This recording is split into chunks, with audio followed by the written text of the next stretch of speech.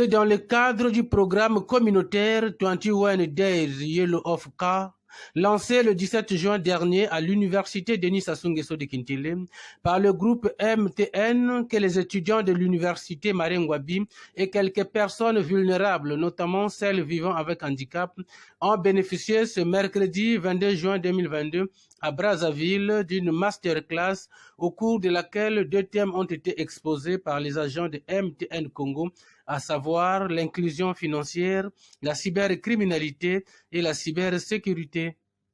Le mobile monnaie est venu dans notre pays et a permis aux populations qui n'avaient pas accès aux services bancaires de base de pouvoir avoir accès.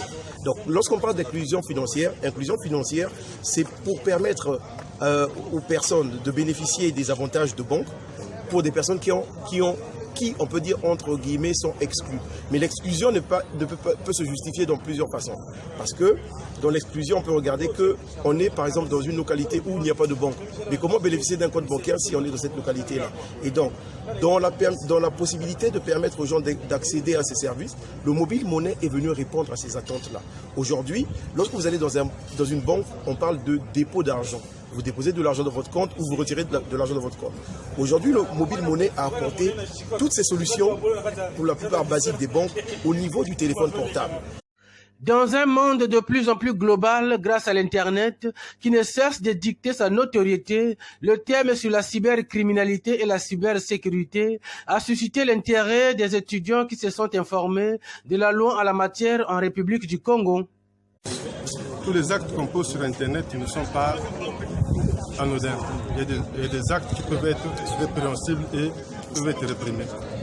Donc la cybercriminalité sur laquelle nous avons exposé, c'est pour montrer qu'au Congo actuellement, il y a une loi qui a été votée qui réprime tout ce que les gens peuvent faire de répréhensible sur Internet. Parce qu'avant, ce n'était pas réprimé, mais depuis 2020, la loi a été votée par l'État pour réprimer tout ce qui peut se faire sur Internet qui n'était pas réprimé avant. 2 thèmes d'actualité bien choisis qui n'ont pas laissé les jeunes participants indifférents pendant les exposés au regard de leurs interventions. Et c'est possible aujourd'hui que les personnes non-voyantes s'imprègnent de l'informatique. Ils utilisent les logiciels vocaux qu'on installe dans les ordinateurs. Et une fois installés, ça leur permet de savoir tout ce qui est à l'écran par voie orale. Et il y a aussi un point très important, c'est qu'ils utilisent également les téléphones qu'on appelle communément anti-complexes, comme les téléphones intelligents. Donc ils ont aussi la possibilité de faire les transactions, c'est-à-dire mobile monnaie sans le concours d'une personne. Sur mobile monnaie, oui, c'est vrai, il y a eu des additions des services. Il y a des services que j'ai eu à connaître seulement aujourd'hui, malgré que j'ai un téléphone avec moi. Et si, comme par exemple JMACPay,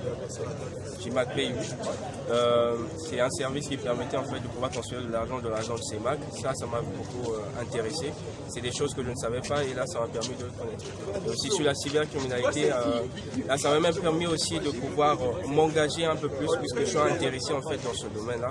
Et ça m'a permis d'avoir plus d'informations et de savoir qu'on est dans un monde dans lequel où les identités sont usurpées, peuvent être usurpées à n'importe quel moment. Et donc, il faudrait donc essayer un peu de faire plus attention.